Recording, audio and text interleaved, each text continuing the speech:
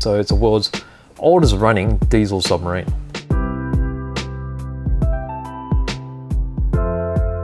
Hello, this is BJ from Hearns Hobbies, and I'm going to be looking at an AFV Club kit today. It's this little taker. This is the Guppy II class submarine from late World War II. Now, this is it's quite an advanced submarine at the time of the war, but as the war drew to a close, it didn't actually get used to its full capacity. So it was upgraded in late 1940s, 48, and then it was used on patrolling missions all around the world. From there, it was retired in early 1970s, and then went to serve with the Taiwanese Navy as a training vessel. Still running today, so it's the world's oldest running diesel submarine. So let's have a look at the box here. Really nice box art. So we have the Guppy class right there, and it's actually flying the Taiwanese flag in the image there. Okay, let's see what's inside. I've actually emptied the contents, so let's move this over here. Let's have a look at this part here. This is the main hull of the submarine. It comes in these two parts here. So you've got the waterline that's already been molded in the red, and then you have the upper hull. So I guess in a way you could always have this separated and have that mounted on a board to look like a floating submarine on its waterline. And these are 1 to 350 scale. So these look really great next to, say, 1 to 350 scale World War II warship as well, because it gives even further sense of scale of the size of the actual ships. And battleships were really huge. So we've got the two main parts here. Let's have a closer look at the surface details.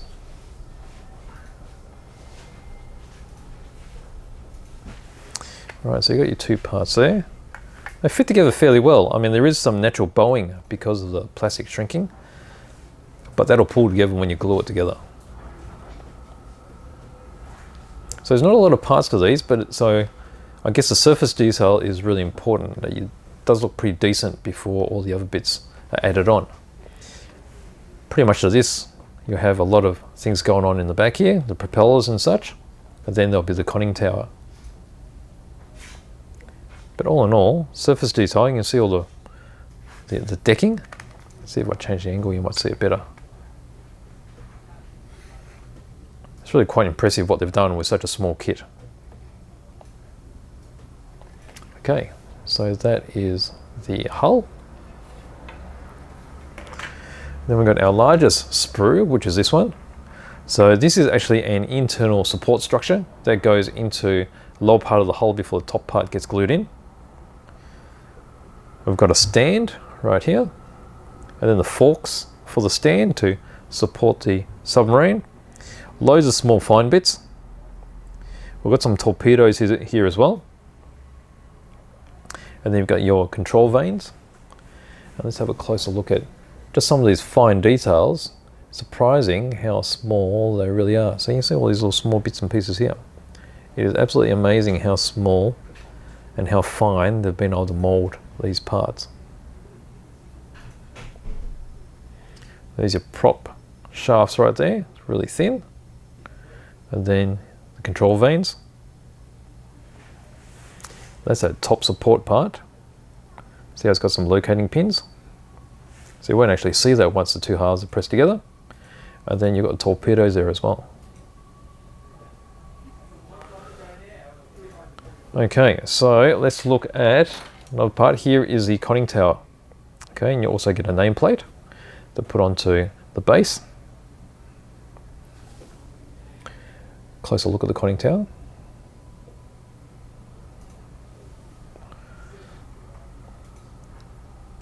So there's fine surface details.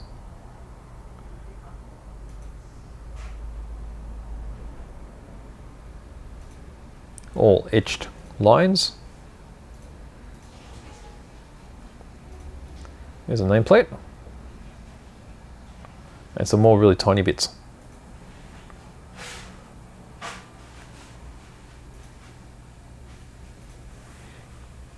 Okay, and then we've got our final piece of sprue. I'll probably just leave that zoomed in because these are tiny. These are little props. Some more control vanes, I think. Got some periscopes.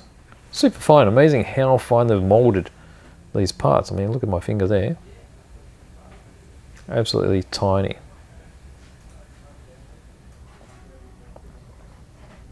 And more bits there.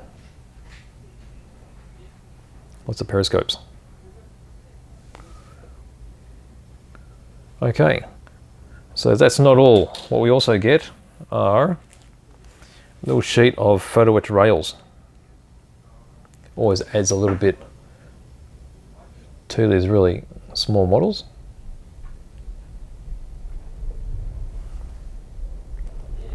See how tiny they are? Absolutely fine. Amazing how thinly they've etched these. Okay, so you've got 2 lengths of that. And then there's a little packet here. So this has the decals in it.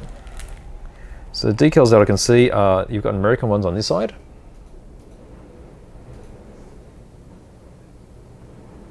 And there's the Taiwanese ones on that side. There's a tiny little thing in there, I'm not too sure what that is.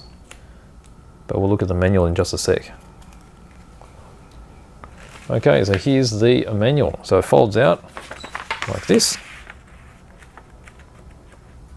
Actually goes top to bottom, I think. There we go. So we've got some history on the actual vessel. We've got a color chart there, which has got Gunzi, numbers, Humbrol, Revell, and life color. And then we'll get into the construction. So you can see here, there's the inner support, which goes in the bottom of the hull. Then the top of the hull is connected. We have all the work being done on the propulsion side. So you've got the props and all the vanes. On the top there, we've got the little decking with some vents. Then we have work being done on the top of the hull. And then the conning tower. And you can see all the little periscopes going in place. And then here's the photo etch going in. And then the base. And that's pretty much it. So you've got markings for the 1960s, and then into the 1970s, when Taiwan received the vessel, and then currently in Taiwan. And then you've got your legend of parts right here. And that's it. Okay, so that is my open box review of the AFV Club Guppy II class submarine, which was an American late World War II submarine, which subsequently went to Taiwan in the early 1970s and is currently running. So that's a really nice kit in 1:350 scale. If you like this review, please give me a like below. And if you'd like to see more content like this, please think about subscribing. So thank you.